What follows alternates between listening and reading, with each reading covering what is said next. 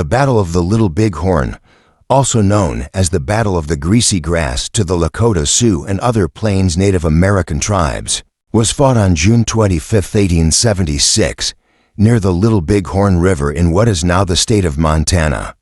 This conflict would go on to become one of the most legendary and symbolic moments in American history. It marked the culmination of tensions between the U.S. government and Native American tribes, particularly as settlers encroached on indigenous lands in the West.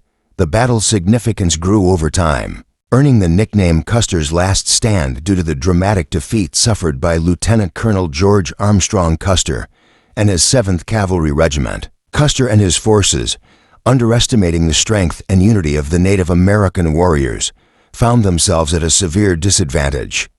A diverse coalition of Lakota, Cheyenne, and Arapaho tribes, led by prominent leaders such as Sitting Bull and Crazy Horse, had gathered to resist the U.S. government's expansionist policies.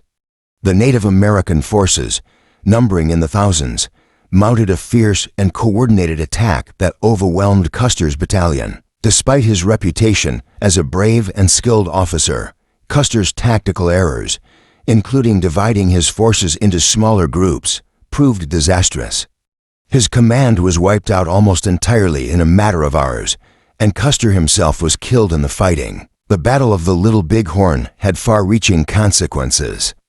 It was a major military defeat for the U.S. Army, which had been in the midst of a campaign to force the Native American tribes onto reservations. For the Native Americans, the victory became a symbol of their resistance to the U.S. government's efforts to assimilate them, though it was short-lived. Within a year, the U.S. Army would retaliate with renewed force, and many of the Native American leaders involved in the battle would eventually be forced into surrender. Nonetheless, the battle remains a powerful symbol of indigenous resistance and continues to be a focal point of cultural pride for Native American communities. The Battle of the Little Bighorn, fought on June 25, 1876, near the Little Bighorn River in Montana, became one of the most iconic moments in American history.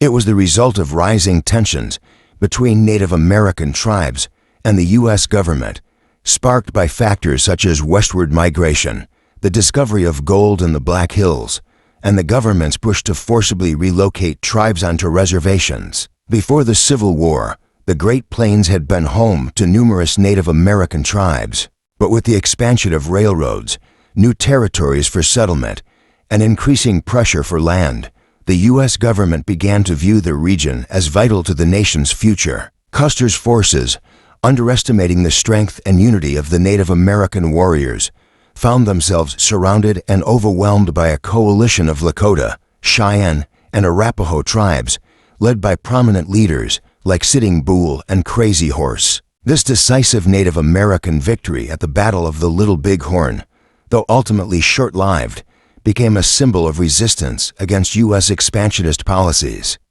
It marked a significant military defeat for the U.S. Army and remains a powerful reminder of the fierce struggles over land, sovereignty, and survival faced by Native American tribes during a time of intense westward expansion. By the 1870s, the Lakota Sioux, along with other tribes such as the Northern Cheyenne and Arapaho, had become some of the last holdouts in the American West, fiercely resisting the U.S. government's attempts to force them into reservations. These tribes had long relied on their ability to roam freely across the Great Plains, hunting bison and maintaining their traditional way of life. As settlers and the U.S. Army increasingly encroached on their lands, tensions grew. In response to this resistance, the U.S. Army, under orders from Washington, intensified its efforts to subdue the native tribes. The Battle of the Little Bighorn, which occurred during the larger Great Sioux War of 1876, was a direct result of this escalating conflict. The U.S. Army sought to break the Native American resistance once and for all, but underestimated the unity and strength of the Native forces, leading to a dramatic and decisive victory for the Lakota and their allies. In the months leading up to the battle, a series of events set the stage for the confrontation. The discovery of gold in the Black Hills in 1874 had sparked a gold rush, attracting thousands of miners to the area. The Black Hills, which were considered sacred by the Lakota Sioux, had been promised to the tribe by the U.S. government through the Treaty of Fort Laramie in 1868. However, the influx of miners and settlers into the region violated the treaty, leading to escalating tensions between the Sioux and the U.S. government. The Sioux, under the leadership of Sitting Bull and Crazy Horse, adamantly refused to surrender their ancestral lands and chose to defend them at all costs.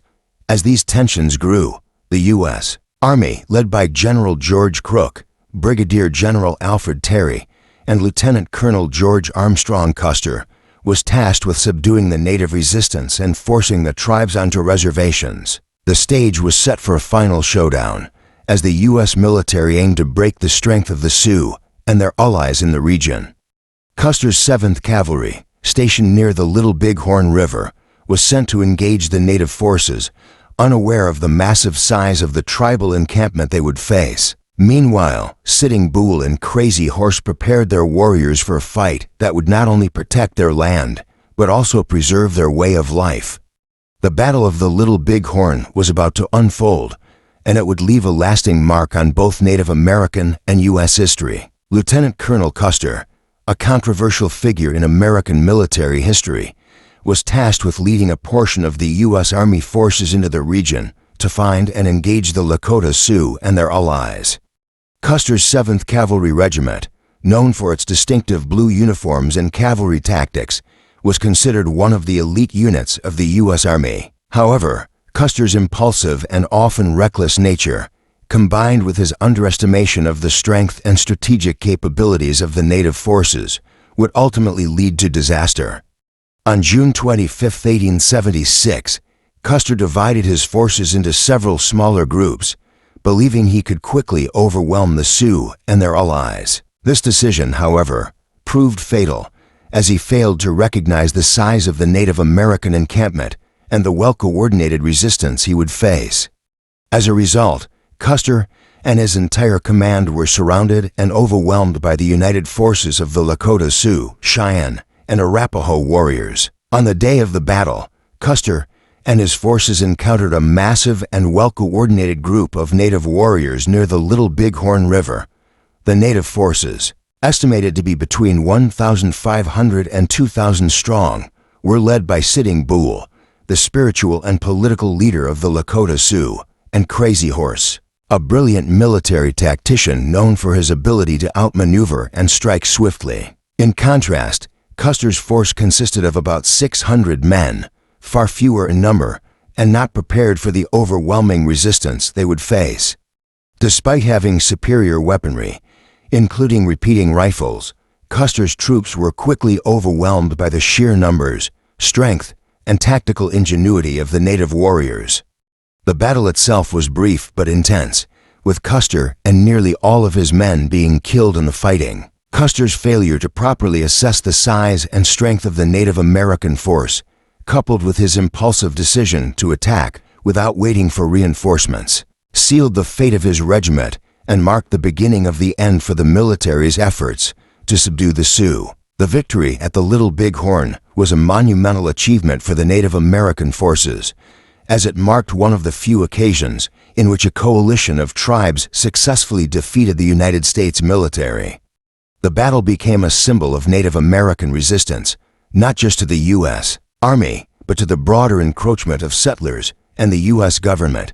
For many Native Americans, the victory reaffirmed their determination to defend their lands, their cultures, and their way of life against the forces of westward expansion. In the aftermath, the battle was seen as a powerful reminder of their ability to stand united and repel external threats. For a brief moment, it seemed as though the native resistance might succeed in holding back the tide of westward expansion, offering hope for the preservation of their traditional territories. However, the victory was short-lived. Despite the victory at Little Bighorn, the battle did not ultimately stop the U.S. government's drive to subdue the native populations. In the wake of the battle, the U.S. military launched a series of punitive expeditions aimed at punishing the tribes involved and forcing them into submission.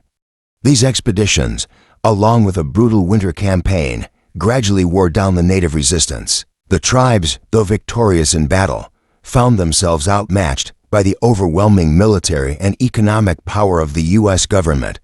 The loss of their land, along with the decimation of their buffalo herds and the erosion of their cultural and political systems, marked the beginning of the end for the free-roaming Native American tribes of the plains. By the 1880s, most of the tribes had either been defeated or coerced into submitting to life on reservations.